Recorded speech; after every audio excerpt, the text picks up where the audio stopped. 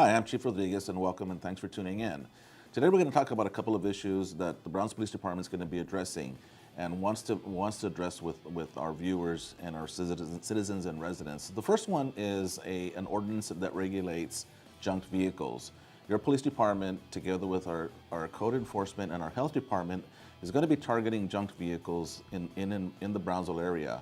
Now, by ordinance, junked vehicles are those vehicles that are on private property and can be seen from the public view. In other words, you're driving down the street and you see a junked vehicle in a private property in someone's front yard, someone's driveway. If that vehicle is junked, wrecked, inoperable, expired tags, etc., and is determined to be a public nuisance, a hazard, junked, unsightly, it will diminish the value of the property. It affects the entire neighborhood, and by ordinance, you can receive a citation and the vehicle can be removed from your property. However, you will be given proper notice in writing or in person to adhere to the regulation and the ordinance as it applies to that junked vehicle. There's this misconception that if it's on your private property, it's not going to be addressed. It can be. Now, on your private property and out of view means behind a fence or some shrubbery or something that's going to keep it from public view.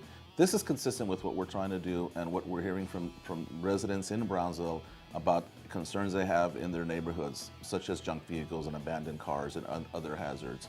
So we're hoping that by adhering and by following the ordinance, we can help clean up your neighborhoods, because we know that junk vehicles attract rodents and are unsightly in the community, and we're hoping that you can give us your cooperation and work with us on this. Nothing has caused more controversy over the past few months and years and weeks than shootings. And unfortunately, as we just are getting over the incident in Florida where 17 people violently lost their lives, it has brought to the attention in the forefront of America once again gun ownership and possession of firearms.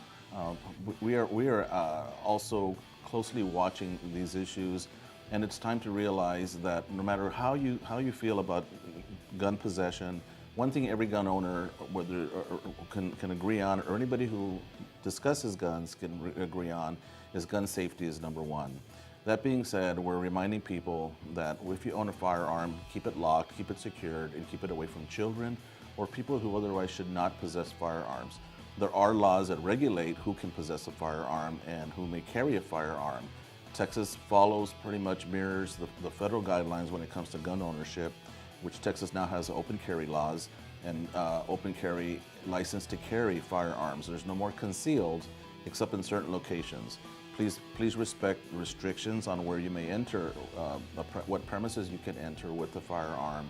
And remember that you can travel and you can keep a firearm in your car as long as it's out of view, unless you're licensed to carry, which you can keep it in a holster, either on your waist or through a shoulder holster. One other thing that people need to keep in mind when it comes to gun ownership is the responsibility and the potential liability. Texas does have a stand your ground doctrine where you do not have an obligation to retreat if you are in a situation where you can use force to protect yourself.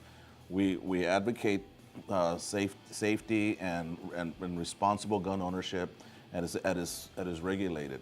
There are other ways to protect yourself on liability issues. People don't know that there are liability policies that you can purchase to protect yourself in the case you are then addressed with a civil action for anything that has to do with the firearm. These are just things that you need to know to protect yourself. Making firearms accessible to children under 17 is a chargeable offense, and we want to prevent tragedies. So even if it's in your home where we do not regulate, or gun ownership is not regulated, you must not allow children to access firearms, because that can, first of all, lead to a tragedy, and secondly, can lead to criminal charges against you. There's so much information on firearms, there's so much debate and discussion. At the end of the day, we want people to understand one thing: gun safety is everybody's responsibility. One of the things that also comes out in issues after a shooting, whether it's in a workplace, in a public place, or in a school, is after the aftermath. And we learn from these tragedies that there are some things that could have prevented it. All too often, there were signs, there were warnings, there were postings on social media, there were letters written, there were discussions had by the eventual shooters about actions they were going to take. These threats should not be taken lightly, and fortunately, we have the ability to communicate these threats to a responsible adult, to law enforcement, and hopefully prevent a tragedy from happening, because you never know when it's going to happen, and you can take action. And I think we all need to be responsible in communicating these threats amongst our own members of the community. There's so much more information that you can receive and you can obtain online on gun ownership and gun laws as they apply to you. And remember, as we continue to discuss these issues, for information on issues such as this or any other issues you may have, please visit us at bpd.com, and also follow us on social media as we are on Facebook for information that we feel may be important to you. We want to thank you, and we want you to be safe out there.